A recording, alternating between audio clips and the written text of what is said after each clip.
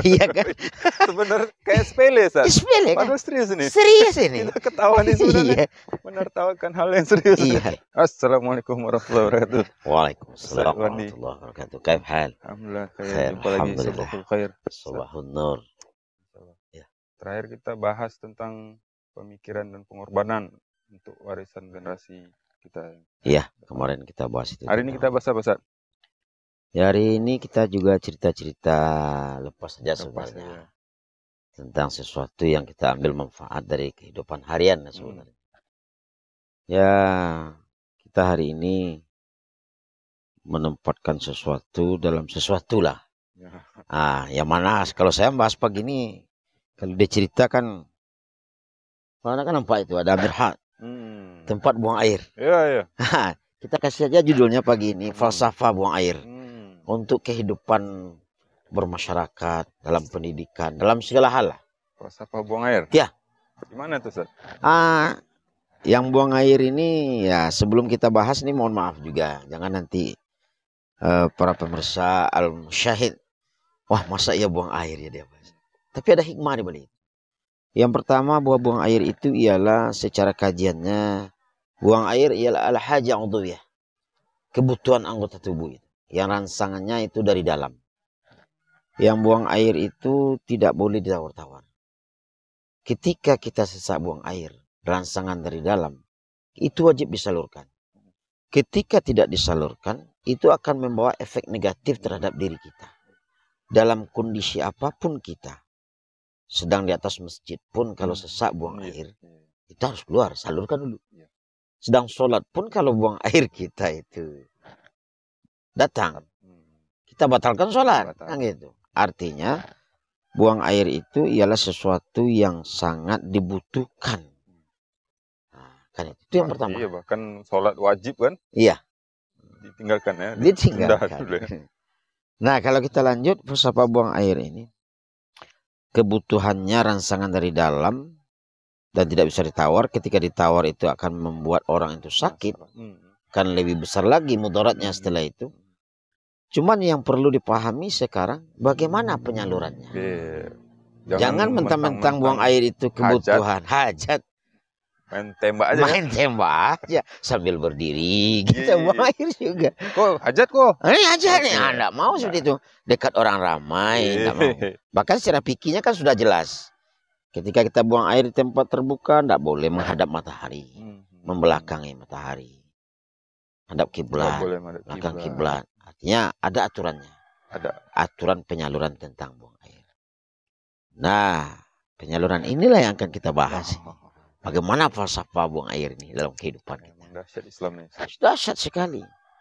Kalau kita mau mengambil sebuah ide dan membawakan kepada hal-hal yaumiyah kita harian. Ya sebagai seorang pelajar umpamanya. Karena saya sering mencontohkan di dunia pendidikan karena saya bergelut memang di sana. Gitu. Jadi saya kepada siswa itu sering mengatakan belajar laksana buang air.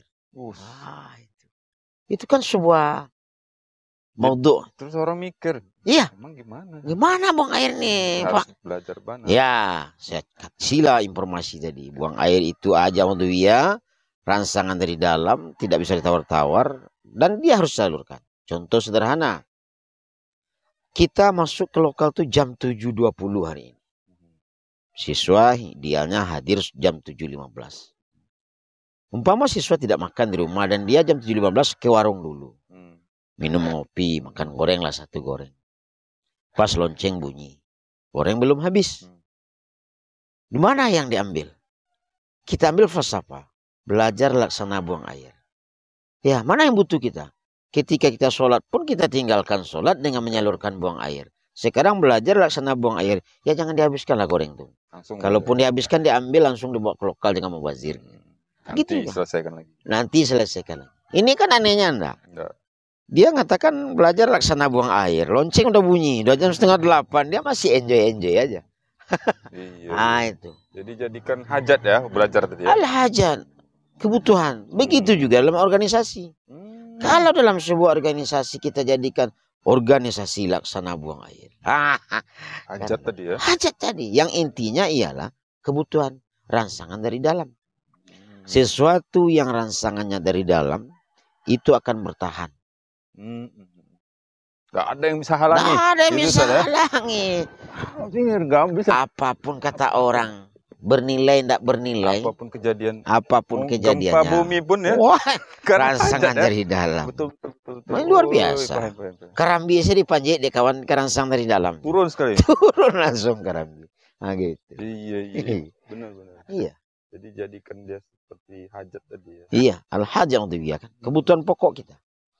Yang wajib disalurkan. Ketika tidak disalurkan membawa penyakit. Nah ini. Ketika kita seorang organisator. Seorang organisasi lah. Dalam organisasi ketika kita tidak disalurkan. Kan enggak merusak kita. Jadi efek negatif. Efek negatif. Apalagi dalam berbangsa, bernegara. Apalagi dalam beragama. Dan sholat umpamanya. Kalau sholat itu dijadikan sebuah al-hajat. Nggak ada yang bisa tawar. Dan apapun pekerjaannya dihentikan ketika hajat ini datang. Kan luar biasa. Betul. Nah ini luar biasanya Islam tadi. Islam itu luar biasa mengatur segala aspek kehidupan. Mulai dari hal yang sangat sederhana sampai hal yang sangat luar biasa. Seperti berkata kita kemarin dari hal-hal yang lokal sampai global sampai lokal. Ini. Kadang kita nggak merasa ibadah kita itu sebagai kebutuhan ya. Ya. Sehingga kita ya sekedar aja. Baru tataran kewajiban. Dorongan dari dalam tuh nggak. Iya. Kita sering melaksanakan sesuatu ada rangsangan dari luar. Iya. Ketika yang di luar itu semangat, muncul semangat kita. Kita tidak menafikan juga itu. Itu memang salah satu indikator untuk orang itu termotivasi. Tetapi yang paling bagus rangsangan itu kan dari dalam. Kalau dari dalam apapun nggak ada yang bisa ngalangi. Ya. Luar biasa Ustaz ya. Iya. Hanya dari melihat al-hajat. Buang air aja. Hal yang sepele kan. Iya. Makanya hati-hati. Baru bab buang air nih. Bab buang air nih. Udah sedemikian. Iya. Kalau buang air itu ditahan bisa dioperasi, bayar jutaan rupiah itu. Betul. Dan dia siap untuk mengeluarkan itu demi membalikkan kesehatan. Jadi bersyukurlah selagi Allah melancarkan buang air kita. Sama bersyukur seperti kepada Allah. Kemarin waktu marak-marak corona nggak boleh ke masjid kan? Nah, kan orang yang hajat yang merasa harus ke masjid, dia ke masjid. Nggak ada goyang dia. Ya? Karena itu kebutuhannya dan rangsangan dari dalam. Kata orang, nggak boleh cuma di masjid ini. Oke lah di masjid ini, nggak dicari masjid. Di mana bisa dia? Hajatnya tadi, bagaimana sampai ya? Iya, bagaimana sampai. Itu makanya orang tuh betul ya. Sampai dinilai terlalu berlebihan. Iya. Padahal karena dorongan dia. Sebenarnya tidak berlebihan ya. Karena dorongan dari dalam, rangsangan dari dalam itu memang tidak bisa ditawar-tawar. Ya, kadang-kadang dia menafikan yang lain. Iya. Nah, saking hajatnya tadi. Nggak ada yang lain ya? Nggak ada yang lain lagi. Asik supaya tersampaikan aja. Walaupun kita maaf ini ngomong secara, walaupun kita berkumpul dengan istri yang cantik di rumah, anak yang banyak, sedang enak-enaknya berkelakar, makanan yang enak-enak, nonton yang enak-enak. Tetapi ketika buang air, apakah kita tetap setia dengan kita tinggal semua? Tidak, kita tinggalkan semua. Itu ialah sebuah sinyal bagi kita itu. Bahwa hidup ini memang laksana itulah. Iya, sebentar cuma. Antara buang air ke buang air. Kehidupan itu hanya antara buang air ke buang air. Iya kan? Sebenarnya kayak sepele, Sat. Sepele kan? Padahal serius ini. Serius ini. Kita ketawa nih sebenarnya. Menertawakan hal yang serius. Iya, kan sederhana itu. Antara buang air ke buang air. Contoh hidup kita subuh. Bangun tidur, buang air mama. Gak bisa ditahan. Gak bisa ditahan. Contoh kita di rumah, udah enak-enak. Nanti sesak lagi. Datang dia. Tinggal semua aja. Mau kemana, Abi? Iya. Siapa yang punya mobil Alphard dia duduk di atas mobil terus? Gak ada. Ketika sesak buang air, betul. ditinggalkan saja. Mau dikunci, tidak dikunci, kalau sudah sesak benar, tinggalkan aja itu. Siapa yang makan pizza? Nah, tinggal ini saat menjadikan ibadah tadi menjadi hajat. Nah, bagaimana kita? Rumusnya kan? Iya. Ya, Sebenarnya kan kita sama-sama belajar. Cuman syariat telah mengatur sebenarnya. Bagaimana kita itu dalam beribadah. Secara syariat sudah. Terikatnya sudah. Yang hakikatnya dari beribadah kan kita sudah sama-sama memahami juga. Tentu akhir daripadanya itu ialah ma'rifatullah. Jadi syariat wajib kita ikuti dengan tariqah dan metode. Metode kan sudah digariskan oleh para rasul, sahabat, dan para ulama. Sebenarnya kita hari ini mengikut. Tinggal contoh aja ya. Ngikut. Copy paste ya. Iya. Dan apalagi hari ini bertepatan dengan kelahiran Nabi Muhammad SAW. Kita jadikan dia sebagai suri tauladan dari segi apanya.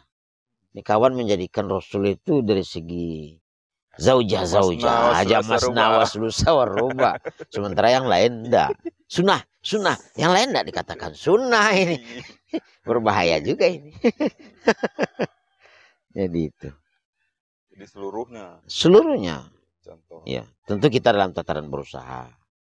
Dan kita arahnya ke sana terus. Dan ketika ibadah tadi jadi hajat, contohnya kemarin tuh ke masjid tadi ya. Iya, itu salah satu. Tidak bisa. Ya, karena dia sudah kebutuhannya. Jadi mari kita jadikan segala ibadah kita itu ibadah laksana buang air. Hajat. Intinya adalah hajat. Kebutuhan. Kalau kita sudah butuh terhadap sesuatu, tentu kita akan mengorbankan sesuatu yang lain. Supaya tercapai sesuatu. Hajat tadi. Iya. Mudah-mudahan kita di masyarakat, terutama tentu kita mulai dari diri kita, mudah-mudahan kita bisa menjadikan ibadah itu sebagai hajat dalam kehidupan kita. Sebagai prioritas ya. Prioritas utama. Karena tidak mungkin kita akan sukses dalam satu aktivitas yang lain sementara ada hajat yang ini tidak tersalurkan. Iya. Baik, iya. Ini luar biasa singkat. Iya, singkat, kita simpel sederhana aja. Mudah bermanfaat. Iya. Betul bisa kita terapkan. Iya, insyaallah. Barakallah. Assalamualaikum warahmatullahi wabarakatuh.